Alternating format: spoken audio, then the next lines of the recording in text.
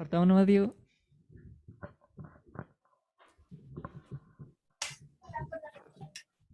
Bueno, buenas tardes a todos. Les agradecemos mucho a todos los asistentes presenciales. Es el primer día que tenemos aforo completo, como estaba diciendo Juan Pablo y Sebastián.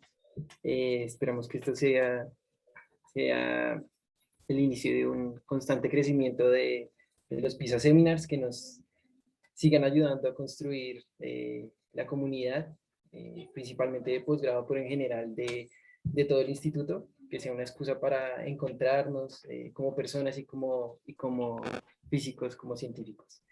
Hoy tenemos una charla muy interesante, eh, gracias a la participación de Juan Pablo Esparza, que nos va a hablar de superconductividad en materiales topológicos, un tema de mucha actualidad y que está dando mucho de qué hablar. Él es estudiante, él está trabajando con el profesor Enrique Muñoz y te agradecemos mucho por participar en estos seminarios, Juan Pablo. Tienes la No, palabra. gracias a ustedes. Eh, ya vamos a ver si esto funciona. ¿Ese fui yo o fuiste tú? Ya, fui yo. Ya. ¿Empezaste a grabar? Ya. Bueno, empezamos nomás entonces. Hola. Hola a quienes vinieron presencialmente, gracias. Como mencionaba, por primera vez tenemos foro completo, así que se agradece de todas maneras el interés. ¿Qué decir?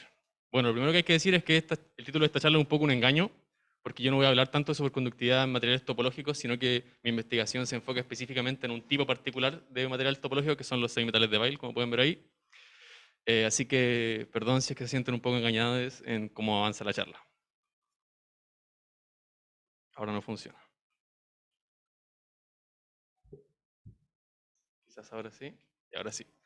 Bueno, a modo de outline, esta charla se va a estructurar como toda la charla, ¿no es cierto? Vamos a hablar un poco de la introducción, vamos a motivar el tema, porque esto es interesante primero desde un punto de vista de aplicaciones, porque es interesante para mí personalmente, y qué son los dos temas de los que vamos a hablar, o sea, qué es la superconductividad y qué son los semimetales de Weil. Después vamos a ir un poco al formalismo, a cómo trabajo yo este tipo de materiales y cuáles son como las herramientas matemáticas que vamos a requerir en lo que quede de charla. Y en la sección 3 voy a hablarle un poco de realmente qué es lo que he estado haciendo y cuáles son mis principales resultados por ahora. Y obviamente una conclusión donde proyectemos un poco el tema. ¿Sí? Ya, a modo de introducción entonces. La primera motivación, que es lo que yo le digo, por ejemplo, a mi abuelita cuando me pregunta qué es lo que estoy haciendo, es que tenemos muchas potenciales aplicaciones tecnológicas, tanto a superconductividad como a materiales topológicos. Por su parte, por supuesto, la superconductividad presenta conductividad perfecta, entonces si pudiéramos controlar la superconductividad a temperatura ambiente, podríamos, por ejemplo, hacer cables que no se calienten, ampolletas que no tengan pérdida de energía y cosas de ese estilo. Entonces ese es el primer interés que tiene este tipo de estados. Y por supuesto, una aplicación interesante también de los materiales topológicos en particular es la computación cuántica, que es bueno, ya saben que es el siguiente paso en la computación y que básicamente los materiales topológicos son el principal candidato a la elaboración experimental de tal cosa.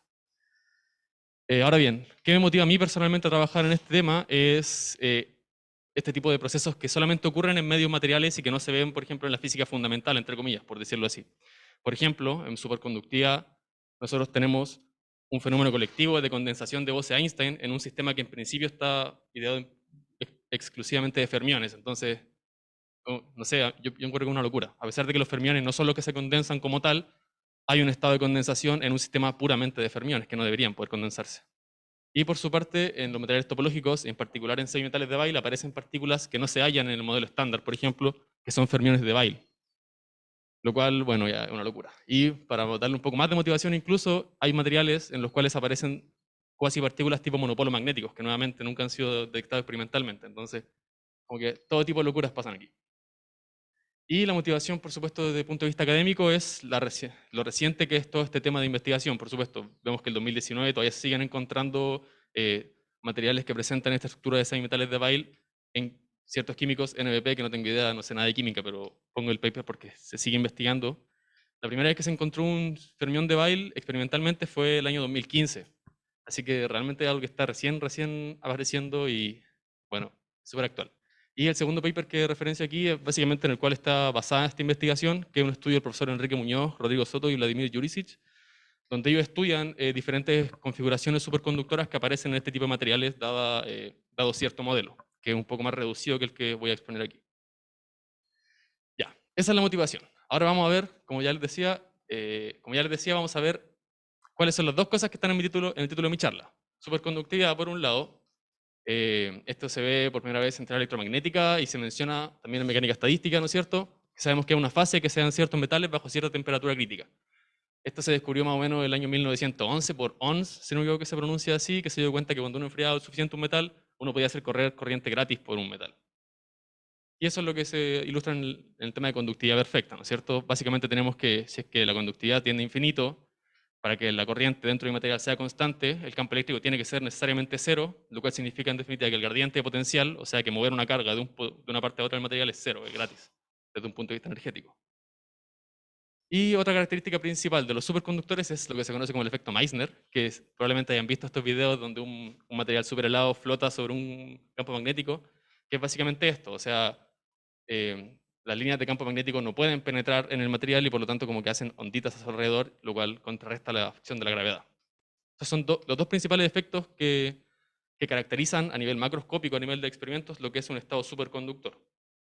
Y microscópicamente, la teoría que hasta el día de hoy explica mejor este fenómeno es la teoría BCS, por, si no me equivoco, Barden, Cooper, Schrödinger, que explica, en definitiva, que lo que ocurre es que a bajas temperaturas, dada interacción tipo electrón-fonón, donde los fonones son básicamente oscilaciones colectivas de la red, los electrones tienden a caer en un estado de correlación, por decirlo así, que se conoce como el par de Cooper, y ahora que tengo dos fermiones unidos, dos cosas con spin semientero forman una cosa con spin entero, que es un bosón y por lo tanto puede condensarse. O sea que es un estado en definitiva más eficiente para el sistema, mantener una condensación de Bose-Einstein de pares de Cooper. Eso es microscópicamente. Después vamos a ver con todo detalle cómo eso aparece en el modelo y todas esas cosas. Y por otro lado, los semimetales de Weyl. Este tipo de materiales están caracterizados básicamente por la estructura de bandas que se ve en la figura, donde pueden ver que arriba tengo la banda de... Hoy siempre se me olvida. Creo que está la banda de conducción y abajo tengo la banda de valencia, ¿no es cierto? Y tengo dos puntos donde estas bandas se tocan. Esos son conocidos como los puntos de Weyl, ¿sí? Y a su alrededor la dinámica está descrita por esta ecuación, que es la ecuación de Weyl, como bien reconocerán, que tiene una estructura bien similar a una ecuación de Dirac, o sea que es lineal con el momento a Q, y es proporcional a la matriz de Pauli, o sea que esta en realidad es una ecuación de dos componentes. Y esta ecuación describe fermiones de Weyl, valga la redundancia nuevamente, que son básicamente partículas sin masa, con spin 1 medio y que tienen un nuevo grado de libertad que se conoce como la quiralidad, que es básicamente básicamente un grado de libertad que aparece en este modelo y que nosotros podemos caracterizar como más en un punto de Weyl y menos en el otro. Básicamente esa es la noción que vamos a tener en cuenta. ¿Cuál es el significado físico de eso? Por ahora no nos interesa mucho, pero si es que se lo quieren preguntar es básicamente que como esta cuestión es simétrica, puede tener un punto en más y otro punto en menos. Entonces así denoto cuál tiene realidad positiva o negativa.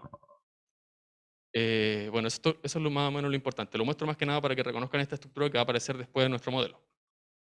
Y el nombre topológico, que probablemente alguien se pregunta, así que, ¿y por qué esta cuestión es topológica? Es básicamente porque este hamiltoniano, su característica es que tiene estos dos puntos. O sea, yo no puedo hacer desaparecer estos dos puntos bajo una variación suave de mis parámetros. Y aquí viene el ejemplo claro de la taza y de la dona, ¿no es cierto? Que uno siempre dice que una taza y una dona son topológicamente similares porque las dos tienen un agujero. Y yo podría, por ejemplo, agarrar una dona, si fuera una plasticina, y deformarla muy suavemente y jamás podría hacer desaparecer el agujero. Por eso uno dice que incluso podría formar una taza de la dona y el agujero seguiría estando ahí, y por eso son topológicamente similares. De la misma forma, aquí todos los sistemas que tengan estos dos puntos son topológicamente idénticos en la medida en que no puedo hacerlos desaparecer, como bajo variaciones continuas de los parámetros de mi hamiltoniano. ¿Sí? Eso es más que nada lo que caracteriza un semimetal de Weyl. Ahora bien, ¿cuál es mi objetivo de investigación y lo que seguimos trabajando hasta el día de hoy? Nótese que cuando el potencial químico, que a bajas temperaturas es básicamente la energía de Fermi, o sea, la energía del último electrón de todos los que tengo, se encuentra cerca de los puntos de Weyl, la superficie de Fermi se encuentra en dos secciones separadas, ¿no es cierto? Una sección ahí y otra sección ahí. Cada una alrededor de los dos puntos de Weyl de mi sistema. Entonces, voy a tener por lo menos 4 formas diferentes de enlazar pares de Cooper, o sea, electrones, en definitiva. Voy a tener, según nodo, por ejemplo, si enlazo un electrón de acá con un electrón de acá, voy a tener una interacción tipo siempre me confundo aquí, disculpen si me enredo, internodal entre los dos nodos, o intranodal si es que los dos están en el mismo nodo, ¿no es cierto? Y según spin, que voy a determinar singlete, si es que el spin total, o sea, si es que el spin de los dos electrones es el opuesto, entonces el spin total es 0, o triplete, si es que apuntan en la misma dirección y por lo tanto es 1. En principio, uno podría distinguir entre si es que tienen spin up o down, pero dado que este sistema no tiene contribución magnética, hay degenerancia y puedo simplemente considerar estos únicos dos casos. Entonces, nuestro objetivo en definitiva va a ser encontrar cómo es la dinámica de estos dos estados, si es que compiten, si es que pueden coexistir, cuál gana más, cuál gana menos. Ahora bien, eso en esta charla no va a estar, así que se los adelanto para que no se decepcionen al final. Bien, esa fue toda la introducción. Ahora vamos a cambiar un poco drásticamente de tema, vamos a olvidarnos más o menos de lo que vimos recién, vamos a hablar del formalismo en el cual todo esto está escrito. ¿Sí? Para ello, primero hay que introducir lo que se llama la segunda cuantización, que es básicamente una forma un poco más cómoda de tratar sistemas altamente interactuantes. Cuando uno tiene sistemas que interactúan, es muy común que las partículas, bueno, claramente el formalismo más cómodo para trabajarlo es el ensamble gran canónico, donde el número de partículas es variable. Y para ello uno introduce lo que se conoce como el estado de Fock, o sea, el espacio de Fock, que está definido por la suma directa de los diferentes espacios de Hilbert, Hn, donde Hn es básicamente el espacio de n partículas. O sea, tengo aquí en definitiva el producto directo de n espacios de Hilbert de una sola partícula, ¿sí? Que es como la base usual en la que uno trabaja este tipo de problemas. Este S, subíndice Z, lo que me dice es la simetrización o antisimetrización de mi sistema. Dado que estamos trabajando con partículas idénticas, podemos tener que son fermiones o bosones, y por lo tanto este símbolo puede ser más para bosones o menos para fermiones. Es básicamente la estadística del sistema. Así pasamos de describir el estado de cada una de las partículas de mi sistema, representado por la colección de números cuánticos alfa 1, alfa 2, alfa hasta alfa n, como el número de ocupación de cada uno de los posibles estados de una partícula por cada una de las partículas. O sea, en definitiva, en vez de estar contando, no voy a decir la palabra que voy a decir, en vez de estar contando como los Perkins, cómo está cada una de las partículas, voy a medir cuántas de todas estas partículas están en tal estado. Y eso es un poco más conveniente, un poco más lograble. Difícil todavía, pero lograble. Y este formalismo lo que tiene es que, como les decía, vamos a tener número variable de partículas, entonces tengo que en todo este espacio tengo que moverme entre diferentes números de partículas, o sea, diferentes subespacios de Hilbert que tienen n más 1, n menos 2 partículas. Y los operadores que logran comunicar esos dos estados y que van a describir en definitiva, por ejemplo, cuando yo tenga una partícula y una antipartícula que colapsen en un fotón, van a ser los operadores de aniquilación y de creación, A y Adaga, que en definitiva, como podemos ver aquí, lo que hace el operador de aniquilación es que yo agarro mi estado, después cuando le pega, como que elimina uno de los estados con los números cuánticos alfa y me tira esta tasa de normalización, donde nuevamente Z es el menos 1 si es que tengo fermiones, más 1 si es que tengo bosones, y este coeficiente S sub alfa tiene que ver con las permutaciones necesarias para que esta cuestión se mantenga. De manera análoga, el de creación hace lo suyo propio, crea una partícula, tira este número de normalización y el mismo coeficiente de simetrización. Y ahora se dan cuenta que si yo aplico el de aniquilación y después inmediatamente el de creación, lo que va a obtener finalmente, dado que menos 1 o 1 al cuadrado es 1, voy a tener simplemente el número de partículas que están en ese estado multiplicado por el estado propio. Entonces aquí uno dice que el operar número o el número de ocupación es simplemente aplicar uno después del otro. ¿Sí? Y además de esta acción sobre los estados, tenemos reglas de conmutación. Tenemos que los dos estados de creación conmutan o anticonmutan dependiendo del signo de la estadística, y lo mismo ocurre con los dos de creación, o sea, con los dos de creación sí con los dos de aniquilación. Los dos conmutan o anticonmutan según sea el signo del bosón. O sea, para bosones conmutan, para fermiones anticonmutan. Eso es lo que denota este menos de acá abajo. Y ellas entre sí, cuando el estado es el mismo, sale un 1 de conmutación. ¿Sí? Esto puede parecer mucho, pero van a ver que la gracia de introducir estos estados es que después toda la información de mis operadores lo voy a dejar en función simplemente de los operadores de aniquilación y creación, es decir, no voy a estar preocupándome de cómo actúa un propio operador. ¿A qué me refiero con esto? A que todo operador, por ejemplo, de una partícula, la energía cinética, un potencial central, cualquier cosa de ese estilo, en segunda cuantización yo lo puedo escribir de la forma que se ve en pantalla, ¿no es cierto? Donde va a tener, en definitiva, que este operador, y esto es súper intuitivo, por eso me gusta este formalismo, porque este operador de aniquilación aniquila una partícula con el estado alfa prima, después veo cómo actúa el operador O sobre ese estado, que lo lleva al estado alfa, y después creo la partícula en estado alfa, que es básicamente lo que hacen todos los operadores de una partícula, o sea, como que agarran una partícula, le hacen algo y después la liberan en el otro, como con otra configuración. Y de igual forma, para los estados de para los operadores de dos partículas, como puede ser, por ejemplo, un potencial tipo coulombiano, o sea, entre dos partículas que se mueven, ¿no es cierto? Va a tener una estructura más o menos similar, o sea, intuitivamente uno ve que ahora aniquilo dos partículas con el estado alfa prima, beta prima, y las suelto con el estado alfa beta. Y este es un medio básicamente para no contar dos veces. ¿Sí? Ventaja, como les decía, este formalismo visualmente intuitivo, ¿no es cierto? Entonces ahora vamos a poder resolver o tratar problemas de muchas partículas, de interacción entre partículas, que es básicamente lo que queremos trabajar de una forma un poco más visual. La desventaja es que igual no vamos a poder resolver la ecuación de Schrödinger, o sea, esta cuestión es bonita y todo, sí, bacán, pero no hace que la ecuación de Schrödinger sea más fácil de resolver, pero nos va a permitir aproximarnos al problema desde otra perspectiva. ¿Por qué? Porque encontrar una función de onda para muchas partículas es una tarea imposible, analíticamente imposible. No sé, en cuántica 1, por ejemplo, lo resuelve el átomo de hidrógeno, que es como el único átomo que se puede resolver analíticamente. Y si uno trata de trabajar el helio, la cuestión se vuelve loca. Entonces, ya no es tan intuitivo o tan útil trabajar con funciones de onda, sino que vamos a irnos a un cuadro donde la información que a nosotros nos interese va a estar en los operadores. ¿Ok? Ese es el cuadro de Heisenberg en general, donde uno relega la dependencia temporal en vez de mis funciones de onda a mis operadores.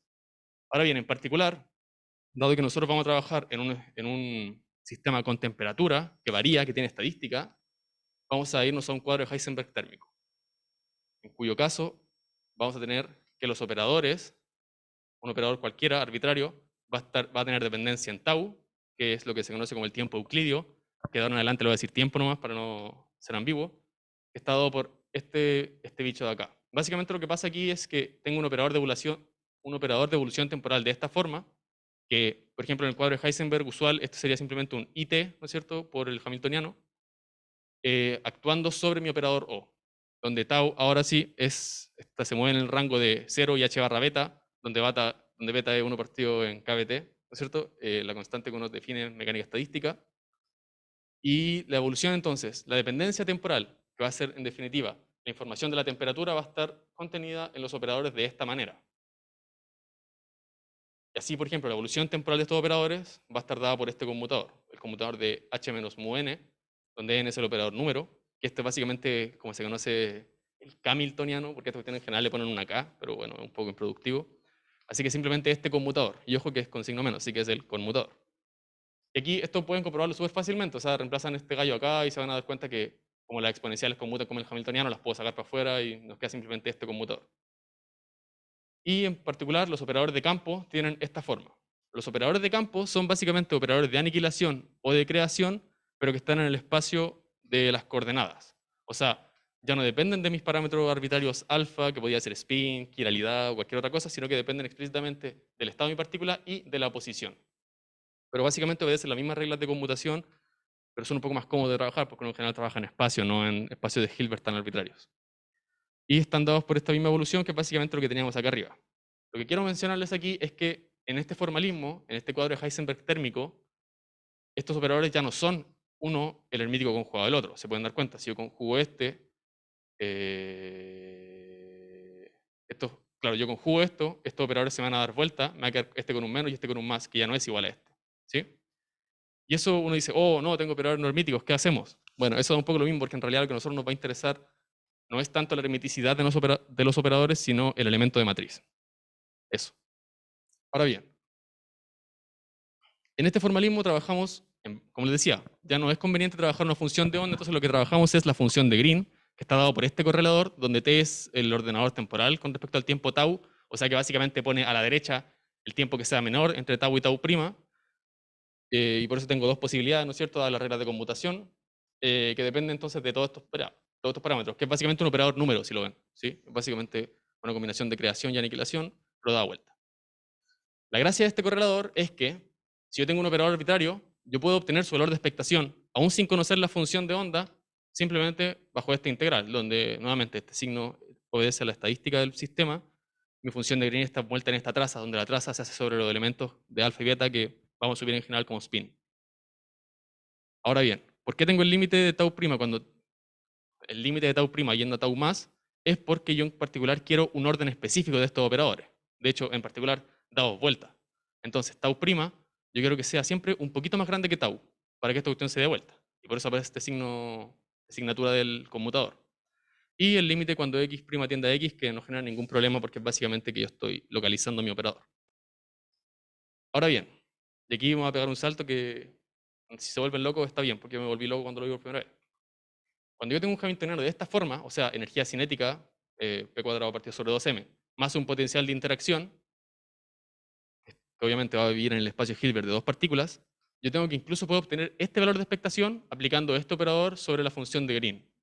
O sea, si yo conozco mi función de Green, puedo obtener mis observables, incluso sin conocer la función de onda. Entonces, ahora nuestro interés ya no va a estar dado en conocer la función de onda, sino en conocer esta función de Green, este correlador. Ahora bien, lamentablemente, obtener la función de Green, como se imaginarán, no es más fácil que obtener la función de onda en absoluto, es por lo menos igual de complicado, pero nos permite aproximarnos nuevamente al problema de una perspectiva diferente. Básicamente en teoría de perturbaciones, donde uno hace estas cuestiones como diagramas y cosas así, o mediante una teoría Minfield, que es lo que vamos a ver en esta presentación. ¿Sí? Pero básicamente eso es lo que quiero que se lleven de esta parte, que la función de Green es bacán y que es lo que nosotros vamos a estudiar, por lo menos a partir de ahora, porque es en base al objeto al cual vamos a obtener los observables de nuestro sistema. Y mencionar también que, esto también me van a tener que creer nomás, porque demostrarlo no es difícil, pero no voy a ponerme a integrar en la pizarra.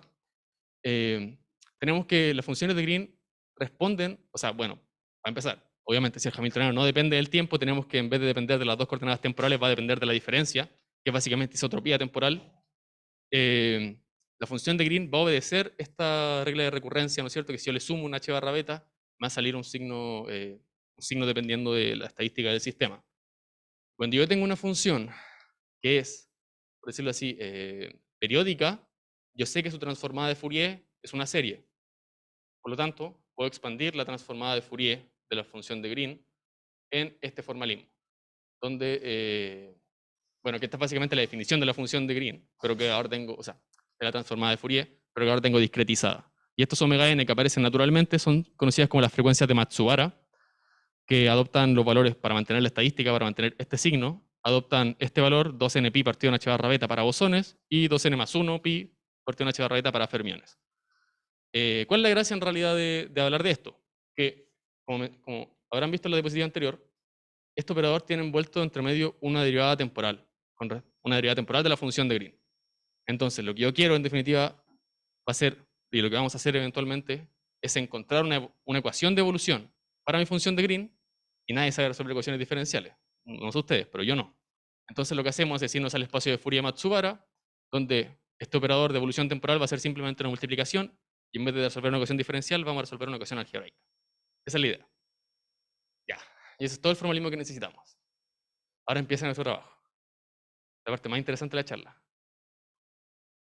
Lo que yo estoy trabajando es un modelo de esta forma, un hamiltoniano clásico, ¿no es cierto?, donde tengo un operador de una partícula y un operador de interacción, donde este término de una partícula básicamente lo que me define es la estructura de bandas del semimetal de Weyl, que va a tener básicamente la forma que ya les expuse al principio de la charla, y este operador va a ser un operador de interacción entre dos partículas, dos electrones, valga la redundancia, que va a tener una componente B0, que es básicamente de largo alcance, y una componente a primeros vecinos. La B0 es un término atractivo, tipo electrón-fonón, que uno puede demostrar hacer todos los cálculos en física del sólido, se hace, si no me equivoco, de que cuando uno tiene vibraciones colectivas de la red, los electrones como que se tiran fonones entre ellos, ¿no es cierto? Actúan como mediadores de una interacción, que vamos a asumir atractiva en este caso, y B1 es un término repulsivo tipo coulombiano, que vamos a asumir a primeros vecinos. O sea, vamos a asumir que es un poco más débil, de hecho, que el término electrón-fonón, porque al final lo que a nosotros nos interesa es cómo es la dinámica de enlace que se genera cuando el término B0 es más poderoso. Ahora bien, a nosotros básicamente nos va a interesar los electrones que viven en la vecindad del punto de Weyl, o sea, en la superficie de Fermi, porque esos son los que dan la dinámica de conducción de mi sistema. Entonces, lo que hago primero es agarrar este hamiltoniano, o sea, primero esta cuestión lo tengo que pasar al espacio de fase, haciendo esta cuestión a primeros vecinos, básicamente me sirven unos cosenos, que no puse aquí también por simplicidad, pero expando en definitiva esto en el espacio de Fourier en torno a mis puntos de Weyl. Y haciendo eso básicamente agarrar el K, ¿no es cierto? Y poner un shift, un pequeño, irme a P, que es donde tengo mi punto Weyl, y poner un pequeño shift Q. Entonces, en esa vecindad y en esa base donde mis operadores de aniquilación y creación ahora tienen el grado de libertad A, que va a ser el nodo, y el grado de libertad sigma, que va a ser el spin, adopta esta forma. Y en la ecuación 2 vemos cómo emerge naturalmente la estructura del hamiltoniano de Weyl que ya les mencionaba. Y para el término de interacción vamos a tener una cuestión de este estilo nuevamente, donde van a aparecer, como ya le adelantaba, dos operadores de aniquilación, dos de creación, con índices de spin y de nodo. Y bueno, mencionar una nomenclatura. De ahora en adelante todos los índices que sean como letras van a representar más menos y van a ser la quiralidad o el nodo en el cual estamos trabajando. Y los índices griegos van a ser up o down, el spin de la partícula. ¿Sí? Este es esencialmente el hamiltoniano con el que vamos a trabajar de ahora en adelante. Y lo primero que vamos a hacer es ver cómo tratamos este bicho de aquí. Porque, como saben, no hay ningún físico en la Tierra que sepa manejar una ecuación no lineal. Esta ecuación es altamente no lineal, o sea, un operador de dos partículas. Aquí a la gente le explota la cabeza. Y como les decía, pues hay muchas formas de trabajar esto. En principio uno podría usar diagramas de Feynman, que es como lo más común y lo más fancy, y lo que a todo el mundo le gusta ver diagramas de Feynman. Pero otro trabajo que podemos hacer es simplemente hacer una teoría mean-field. La teoría mean-field más conocida de todo el mundo es la aproximación de Hartree-Fock, donde básicamente lo que se hace es agarrar estos cuatro operadores de aniquilación y por teorema de Wick uno puede ir enlazando, por decirlo así, correladores de este con este y dejar esto todo afuera, o de este con este y dejar esto todo afuera, y ir poniendo el signo correspondiente según las reglas de conmutación. Esa es una forma. Y eso sería interesante hacerlo, pero en el contexto de superconductividad, uno con los únicos términos que se queda de todos esos correladores posibles son los tipos daga-daga, o sea, creación-creación, y aniquilación-aniquilación. ¿Por qué? Porque en ellos es en los que va a residir la dinámica de los pares de Cooper. Así uno obtiene, en definitiva, un término de interacción de esta forma, donde del delta AB sigma tau es simplemente el parámetro de orden definido como, ya le adelantaba, el correlador, ¿no es cierto? Mencionar también que este objeto, el producto de dos operadores de creación, básicamente lo que es un operador de creación, un solo operador de creación de un par de Cooper, ¿no es cierto? Un par de Cooper donde la relación entre los spin es la relación entre sigma y tau, la relación entre los nodos es la relación entre A y B, y los tengo ubicados en lados opuestos del espacio momentum. En definitiva, ¿qué es lo que quería decir? Sí, en definitiva, en este objeto, en delta, es el parámetro de orden de la transición, es el objeto que nosotros queremos estudiar, y aquí tengo en definitiva los cuatro tipos de superconductividad que ya les adelanté en el principio de la charla. Si es que A y B son iguales, puede tener un tipo intranodal, porque van a estar en el mismo punto de Fermi. Si es que tienen signos opuestos, va a ser internodal. Lo mismo para el caso de sigma y tau. Si es que apuntan en la misma dirección, voy a tener un emparejamiento tipo triplete, y si es que apuntan en direcciones opuestas, va a ser tipo singlete. Entonces lo que yo quiero es estudiar la dinámica de estos gallos. Y para eso, lo que uno hace es, como ya le adelantaba, estudiar la evolución temporal de mis funciones de Green. Pero, ¿qué funciones de Green? Porque ahora, este operador, que pasa a ser de una partícula, como se dan cuenta, tiene esta combinación anómala, ¿no es cierto?, de creación-creación, cosa que antes no pasaba. De hecho, esa cuestión es como una aberración, según yo, pero bueno. Es un tipo de teoría anómala, por decirlo así. Entonces, para poder estudiar la dinámica de este tipo de operadores, uno introduce... Oh, que soy troll. Bueno, en fin, después hablo de esto. Estas funciones de Green, ¿sí? La función de Green de arriba es la función usual, ¿no es cierto?, donde ahora simplemente agregamos los índices IJ para denotar que estamos en un nodo. Y los otros operadores son las funciones de Green-Gorkov, que son del tipo aniquilación-aniquilación para F y creación-creación para F daga, ¿no es cierto? Y que aparecen en el sistema como consecuencia del término anómalo tipo par de Cooper que ya le adelantaba en el potencial, ¿no es cierto? Entonces, lo que vamos a tener que estudiar cómo evoluciona cada una de estas funciones de Green para poder dar una descripción completa del sistema. Ahora bien, algo que olvidé decir, o quizá me adelanté un poco, pero que repito que no cuesta nada, es que como nuestro sistema tiene dos grados de libertad, cada uno con dos posibles estados, vamos a tener que describir todo nuestro hamiltoniano y nuestras funciones de Green eventualmente en una base de matrices de 4x4, que vamos a denotar simplemente como tau, como las matrices de 2x2 que obedecen al nodo, ¿no es cierto?, que son básicamente las matrices de Pauli con la identidad, y eta como las funciones que corresponden al spin. ¿Sí? Entonces nuestros operadores van a ser matrices de 4x4, por ejemplo, el término cinético, ¿no es cierto?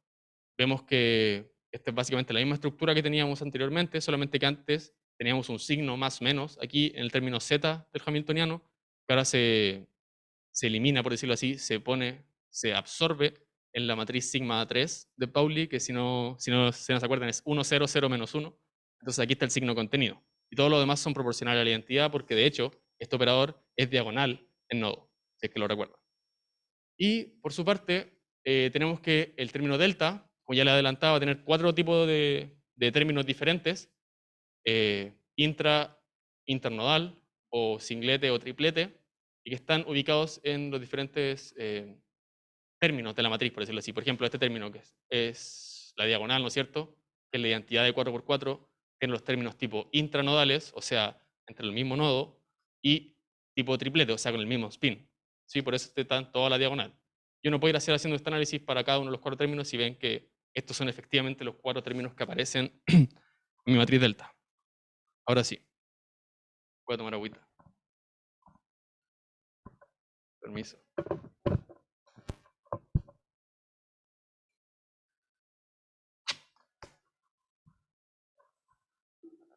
En definitiva, entonces, hay que estudiar estas funciones de Green. Hay que estudiar estas funciones de Green. Y esa parte me la salto. Les voy a mostrar simplemente cuál es la solución, o sea, cuál es la dinámica de estas funciones en el espacio de Fourier-Matsubara, básicamente porque, como les decía, es esencialmente lo mismo, con la salvedad de que ahora el operador de evolución temporal va a ser multiplicar por las frecuencias de Matsubara. Y la evolución temporal de estos gallos va a ser el conmutador de cada uno de los operadores de campo correspondientes a las definiciones de las funciones de Green con el hamiltoniano. Y eso hace que aparezcan estos términos h y delta en la evolución de cada una de estas funciones. Y este delta gorrito lo definí básicamente porque aparece en todas las ecuaciones. No es nada físicamente relevante. Tengo entonces este sistema de ecuaciones y se ve terrible. No sé ustedes. Yo lo vi, me muero de miedo. Pero hay que trabajar, así es la vida. Y este sistema de ecuaciones, como les mencionaba, tenemos 3 incógnitas, en principio las 3 funciones de Green, la normal y las 2 anómalas, y además tenemos los parámetros de orden, delta y delta estrella, que en principio yo no conozco, que son lo que yo quiero conocer. Entonces tengo 5 incógnitas en 3 ecuaciones. Pero aquí, nos salvamos porque sabemos que delta se relaciona con la función de Green, por ejemplo, normal, o sea, la función de Green-Gorkov no daga mediante esta relación, porque esta F es el correlador, ¿no es cierto? Aniquilación, que es el que aparece, perdón que me devuelva, aquí, la ecuación 5. ¿No es cierto? Entonces, mediante un análisis más o menos similar al que hicimos cuando estábamos hablando de segunda cuantización, uno encuentra que el parámetro de orden se relaciona con la función de Green-Gorkov mediante esta transformación. Aquí, el 1 partido en h barra beta se convirtió en un t, porque en todo este modelo nosotros trabajamos h barra igual a constante Boltzmann igual a 1, así que me queda 1 partido en t, 1 partido en 1 partido en t, el t se me va para arriba. Y este eta más, lo que me está diciendo es básicamente que ya tomé el límite en el cual tau prima se va a tau más. ¿No es cierto? Que era lo que yo necesitaba para recuperar la estructura de operador de la función de Green. Y uno diría, ya, esta cuestión es súper chica, la puedo eliminar. Y bueno, no es tan fácil porque si yo elimino este gallo, esta cuestión en principio diverge, así que tengo que mantenerla ahí todo el rato. Y va a ser muy útil para identificar la estructura analítica de todo este bicho. Pero bueno, eso lo menciono al final. El tema es que tengo una ecuación de 4 componentes y 5 si que cuento el complejo conjugado de este gallo para 5 incógnitas que tienen una solución. Bien, tenemos entonces un sistema de ecuaciones cerrado. Y hay que empezar a resolverlo. Esa parte también me la voy a saltar. Les voy a simplemente mostrar la solución y les aviso para que no se asusten, porque la solución es esta para el parámetro de orden conjugado. Donde tengo nuevamente la temperatura, tengo el elemento que ya les mencionaba de eta más, tengo este peso del potencial y tengo toda esta multiplicación de matrices a la menos 1. Donde definí chi básicamente como el HK con la inclusión del operador de Fourier-Matsubara. Y este, por decirlo así, es la evolución, o sea, la dinámica que envuelve a los 4 parámetros de orden. Aquí uno se da cuenta al tiro, porque dependiendo de la relación entre los índices voy a encontrar cada uno de los 4 parámetros de orden que me interesa, y además al lado derecho de la ecuación tengo metidos los 4 parámetros de orden en esta inversa y en este producto. O sea que básicamente esto es lo que queríamos encontrar. Y este es como el resultado principal de lo que fue mi tesis de pregrado el semestre pasado.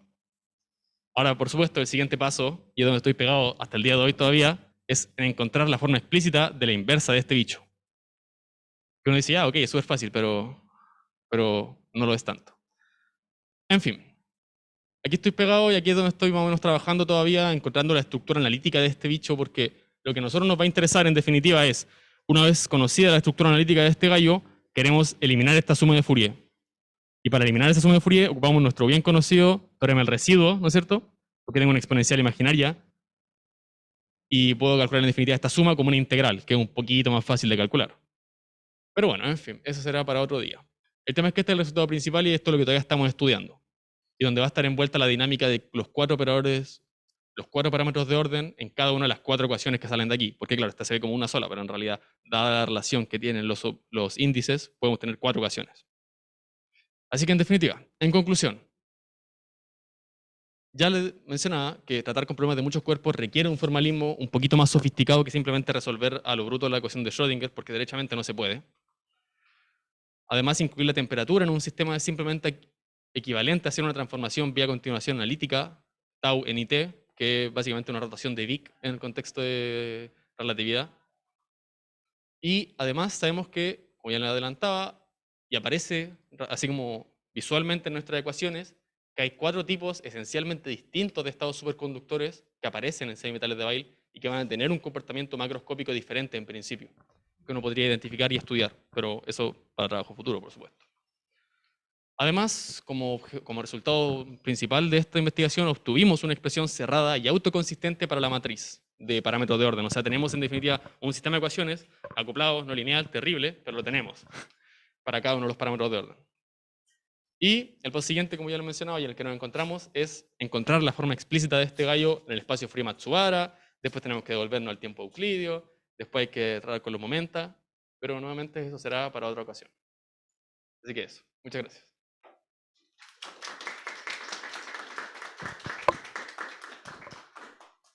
Eso. ¿Cómo anduve de tiempo? Bueno. Cualquier cosa, po.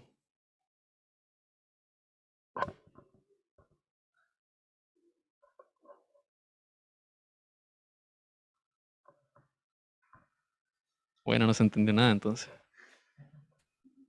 Yo tengo un par de preguntas, Juan Pablo. Sí, adelante, adelante.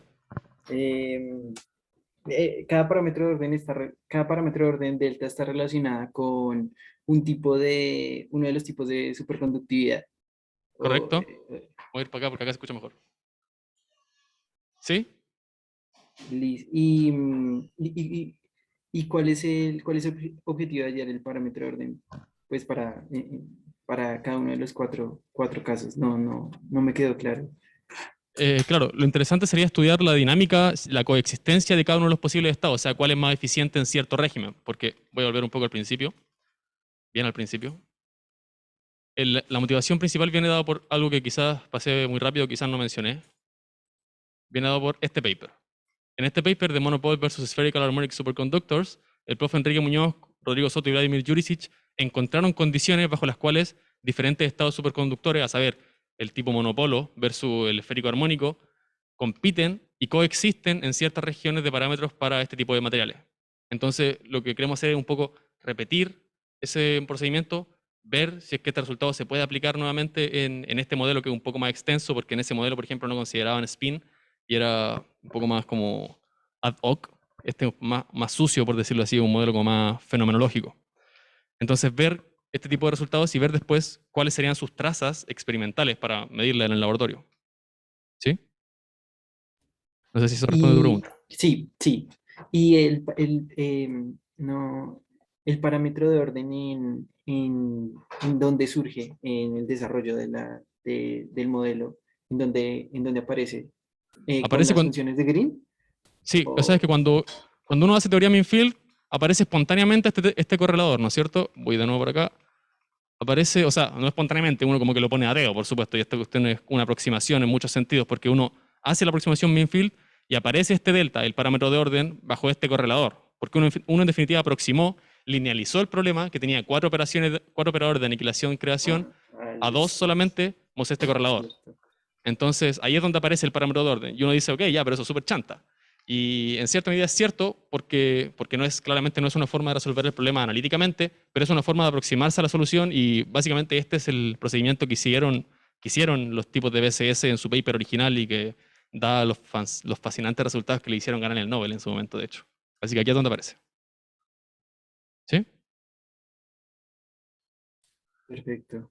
entendido, ¿Se entendió? gracias. Sí, sí. Ok, perfecto. Y con respecto a los momentos pues en en el espacio de momentos, de siempre los puntos de Weyl van a estar ubicados en momentos opuestos, En principio, ahí me pillas, o sea, yo sé que es así, porque básicamente en toda la bibliografía siempre lo mencionan así, pero no sé exactamente, sé que hay un argumento tipo topológico para decir eso. Yo sé que es así y lo asumo durante todo el rato, pero sé que tiene que ver con la topología de los materiales. Pero sí, siempre aparecen en lugares opuestos del espacio-momento. Sí, sí, sí.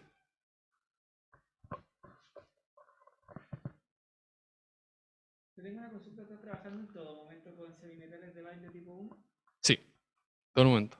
No, o sea, mm, es que